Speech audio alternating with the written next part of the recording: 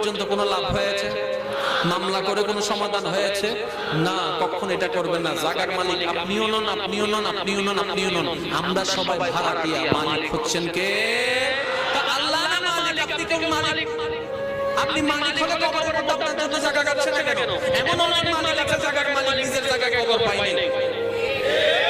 আরেকটা বাস্তব কথা বলি, এই জায়গার একটা মালিক আছে না? নাই আছে না? উনি মারা গেলে ওনাকে এখানে কবর দিবে। কেন দিবে না? উনি তো জায়গার মালিক। তখন ওনার ছেলেরা বলবে, হ্যাঁ ওনাকে এখানে কবর দিবে। ওনাকে একটা কবর দিলে এখানে আশেপাশে তো বড় আমরা থাকতে পারবো না, বিল্ডিং সবগুলো নষ্ট হয়ে যাবে, জায়গা নষ্ট হয়ে যাবে, ওইখানে দাও, ওইখানে দাও। তুমি বলো যে আমি কিনলাম, আমাকে এখানে দাও। বাবা তুমি আমার জন্য কিনছো, তোমার জন্য কিনো না, যাও যাও যাও যাও যাও। এটার নাম দুনিয়া, এটার নাম দুনিয়া। মনে রাখবেন, আপনি যদি আল্লাহর নবীর প্রেমে যদি নিজের জীবনকে সাজাতে পারেন, যেই কবরের মধ্যে আপনাকে সবাই একা রেখে আসবে, সেই কবরে যখন আপনি অন্ধকার কবরে একদম একা হয়ে যাবেন, ভয়ে যখন তরতর করে কাঁপবেন, ডানে বামে কাউকে পাবেন না, সেই দিন আমার আল্লাহর রহমত বলবে, বান্দারা চিন্তা করিস না, নবী বলবে উম্মতের চিন্তা করিস না, আমরা তোর সাথে আছি। বলেন না সুবহানাল্লাহ। ওইটা চান, ওইটা চাইেন না, অনেক হয়েছে তো, আর কত? এমনও পর্যন্ত কাহিনী আছে, এক ভাইয়ের জানাজায় আরেক ভাই যাচ্ছে না। সত্যি বলেন, ঠিক না? তো ভাই তো মারা গেছে, জান না, হয় না সে আমাকে কষ্ট দিয়েছে। ভাই শুনুন, আপনি কাউকে কষ্ট দিচ্ছেন শুধু এতটুকু নয়, আপনি জানাজার মানুষ হারাই ফেলতেছেন। আল্লাহর রাস্তায় আজকে থেকে শুধু পারবেন এই জিনিসটা? নবী বলছেন কি সেটা দেখেন, মান সাকাতা নাজাতা, যে চুপ রইল সে নাজাত পেল। বলেন না সুবহানাল্লাহ। আর একটু জোরে বলেন না সুবহানাল্লাহ। যে অপরাধীকে maaf করে দেয়, আল্লাহ তাকে maaf করে দেয়। একটা হাদিস শরীফ মনে পড়ছে, বলবো? বলবো? পিছনের ভাইরা বলেন, বলবো? নবী রাহমাতুল্লিল আলামিন হাদিসে ঘোষণা দিচ্ছেন, হাসরের ময়দান হয়ে যাবে, আল্লাহ পাক বিচার কাজ শুরু করবেন। ওখানে একটা বান্দা আল্লাহর বিচারে যাবে, যাবার সাথে সাথে আল্লাহ পাক কি করবেন? ওই মানুষটা যেখানে দাঁড়াবে তার চতুর্পাশে রহমতের একটা চাদর তুলে দিবেন।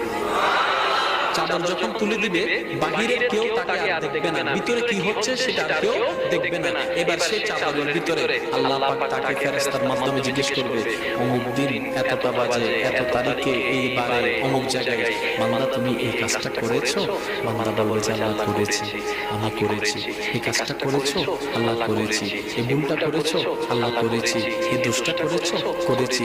এইভাবে তার সারা জীবনের হিসাবটা আল্লাহ পাক নিবেন পর্দার ভিতরে। পর্দার ভিতরে নেওয়ার পরে তার জাহান্নামের পাল্লা ভারী হয়ে যাবে, গুনার পাল্লা ভারী হয়ে যাবে। তখন ফেরেশতারা তাকে টেনে টেনে জাহান্নামের দিকে নিয়ে যেতে চাইবে। আল্লাহ পাক বলবে যে দাঁড়াও, আমি এখনো তো জাহান্নাম তাকে দিই নাই, এখনো তো জাহান্নাম দিই নাই, এখনো তো জাহান্নাম দিই নাই। ও ফেরেশতারা, আমার বান্দাকে জান্নাতের দিকে নিয়ে যাও। আল্লাহ তার গুনার পাল্লা ভারী হয়েছে, জাহান্নামে না যাবে, জান্নাতে কেন যাচ্ছে? আরেকটি কথা, মাওলা এই সবার বিচার করলা তুমি এরকম প্রকাশ্যে, তার বিচারটা কেন তুমি এরকম পর্দার আড়ালে করলা?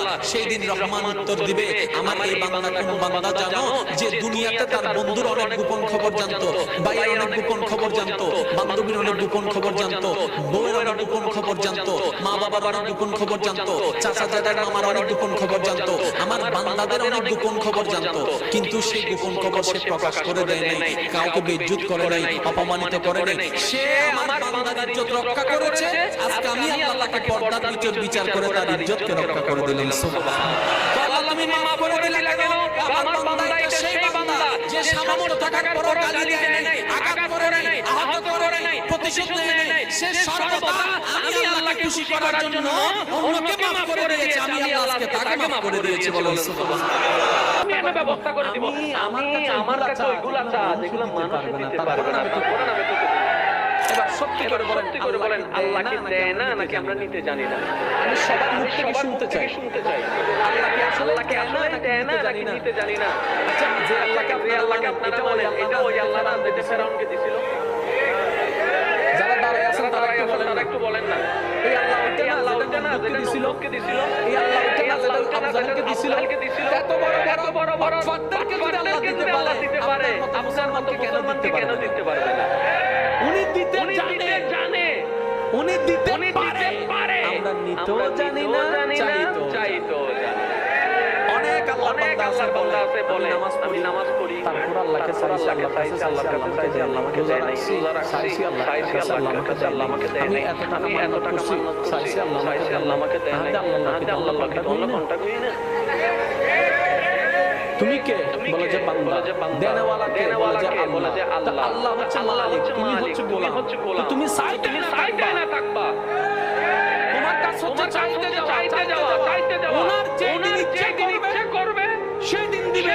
সময় বার তারিখ আপনার বেঁধে দেওয়ার অধিকার নাই। বাদশাহ মওলা চাইতে আছে এক সপ্তাহ, এক মাস, 2 মাস, 1 বছর, 2 বছর, 3 বছর, 4 বছর, 5 বছর চাইতে আছে। আল্লাহ দেয় না। 10 বছর পরে আল্লাহ পাক বলে দেখছস জিবরাইল, দেখছস আমি এতদিন দিই নাই, তারপর আমার বান্দা আমার থেকে নিরাশ হয় না। আমি পেতে চাইছিলাম। এখানে তো মহব্বত। আপনি কি মনে করছেন আল্লাহ আপনার নামাজের জন্য বসে আছে? আপনার আমার নামাজ বসে আছে। আপনার আমার আল্লাহ বসে আছে। আর আমাদের নামাজের ঠিক নাই যেটা আল্লাহ পর্যন্ত পৌঁছাবে। আমাদের রোজা সেই পবিত্রতা নাই যেটা আল্লাহ পর্যন্ত পৌঁছাবে। আল্লাহকে খুশি করতে পারবে কোনো কিছু আমাদের কাছে আর আপনাদের কাছে পাচ্ছেন, আমার কাছেই নাই। যেটা আল্লাহকে আমরা দেখাতে পারবো মওলা এটাই যে কথা আমি একটু খেয়াল বিদেশ থেকে যখন কেউ আসে তখন ওই আনে তো অনেক কিছু না পারলে বুঝতে পারার জন্য কি আনে। এটা হচ্ছে বিদেশ। হাসর হচ্ছে আমাদের আসল দেশ। যেদিন আমরা আল্লাহর কাছে ফিরে যাব সেদিন যদি আল্লাহ জিজ্ঞেস করে বান্দা তোকে আমি 50 একটা ভিসা দিয়েছিলাম, বান্দা বলবে আল্লাহ দিয়েছিলাম। তোর খাওয়ার দরকার আমি দিই নাই, আল্লাহ দিয়েছে। তোর সৌন্দর্য দরকার দিই নাই, আল্লাহ। বান্দা তোর সম্মান দরকার আমি দিই নাই, তোর স্ত্রী পুত্র স্বামী দরকার আমি দিই নাই, আল্লাহ দিয়েছে। তোর যা দরকার সব আমি দিয়েছি তো আল্লাহ দিয়েছে। এবার আল্লাহ যদি জিজ্ঞেস করে দুনিয়া থেকে আসার সময় আমি আল্লাহর জন্য কি আনছো?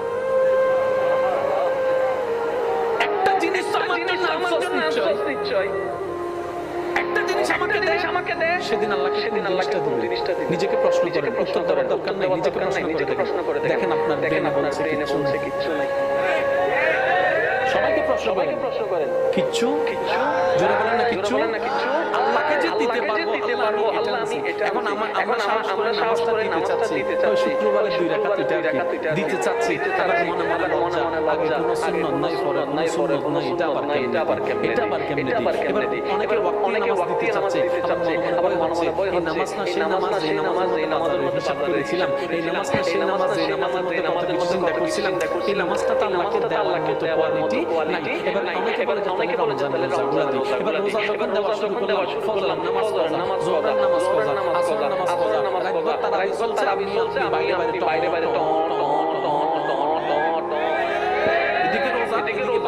এদিকে রোজা এদিকে চরিত্র খারাপ। এটাও দেওয়া সম্ভব।